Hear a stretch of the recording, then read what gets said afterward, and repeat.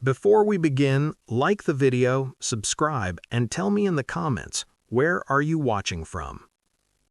The UMinhForest in southern Vietnam isn't just a jungle, it is a decaying, waterlogged fortress. Locals call it the Forest of Darkness. Its ground is a treacherous mattress of peat and roots, its waterways a silent black maze. In October 1969, this place swallowed an entire Australian SAS patrol without a trace.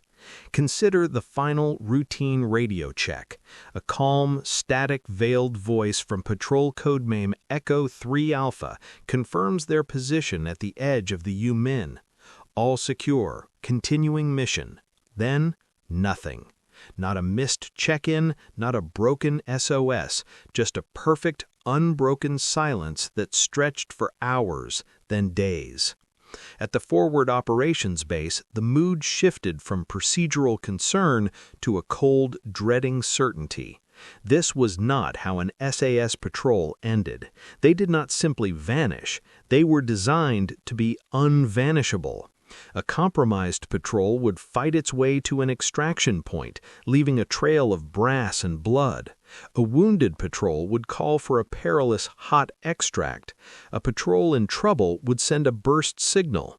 Echo 3 Alpha offered the jungle only silence.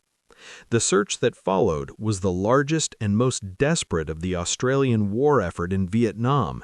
It would involve other SAS teams, infantry companies, American helicopters, and local scouts. What they found, and more importantly, what they did not find, would cement the UMin's legend and leave a permanent open wound in the regiment's history. This is not a story with a clear enemy or a heroic last stand. It is a story about the most unnerving possibility in special operations. Not death in combat, but absolute, inexplicable disappearance. This is the mystery of the patrol that never came back. The initial reaction at headquarters was disciplined, rooted in procedure.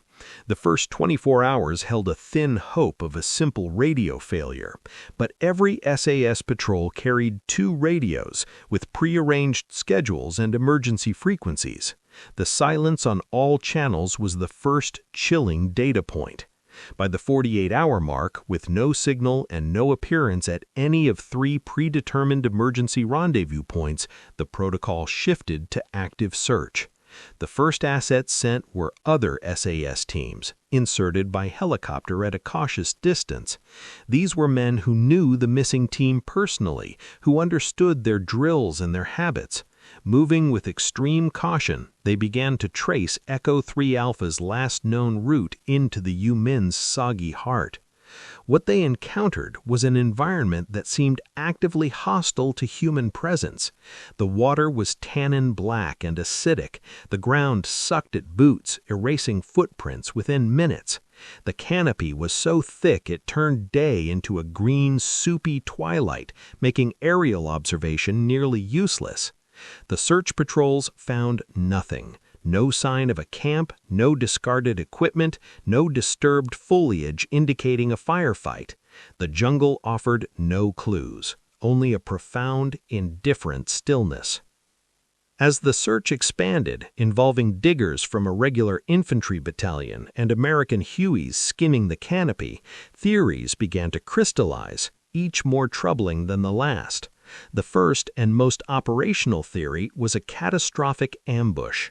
Perhaps the patrol had walked into a perfectly executed large-scale VC trap, one so sudden and overwhelming that no one could fire a shot or key a radio.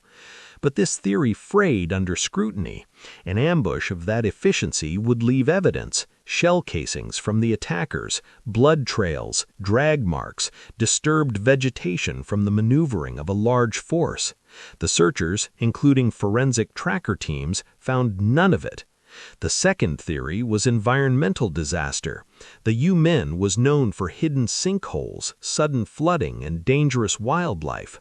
Could the entire patrol have been claimed by the swamp itself? Yet SAS training was brutal on survival and land navigation. 5 of the most capable men in the theater simply falling into a hole or getting lost strained credulity. The third and most whispered theory was compromise and capture. Had the patrol been taken alive? This possibility was a Special Forces commander's nightmare. The intelligence in each man's head, call signs, insertion points, tactical methods was devastating. But a capture of 5 heavily armed, hyper-alert SAS troopers without a single shot fired or a radio alert seemed implausible. And if captured, why were there no subsequent propaganda broadcasts, no ransom demands, no bodies ever displayed by Hanoi? The official investigation that followed was exhaustive and frustrating. It concluded there was insufficient evidence to determine the patrol's fate. The men were listed as missing in action, presumed dead. But in the absence of facts, the legend grew, fed by the very nature of the UMin and the SAS's own aura. Within the regiment and among intelligence analysts, a more unsettling hybrid theory took hold. It proposed that Echo 3 Alpha had stumbled into something far more significant than a routine patrol target, perhaps a high-level VC command bunker or a secret POW holding area, and had been deliberately and meticulously erased to protect the secret. This scenario imagined a clash not with a local guerrilla unit, but with a specialized security detail that used the environment as a weapon, disposing of men and equipment in the deep peat-bottomed channels that crisscrossed the forest. It was a theory that explained the lack of evidence.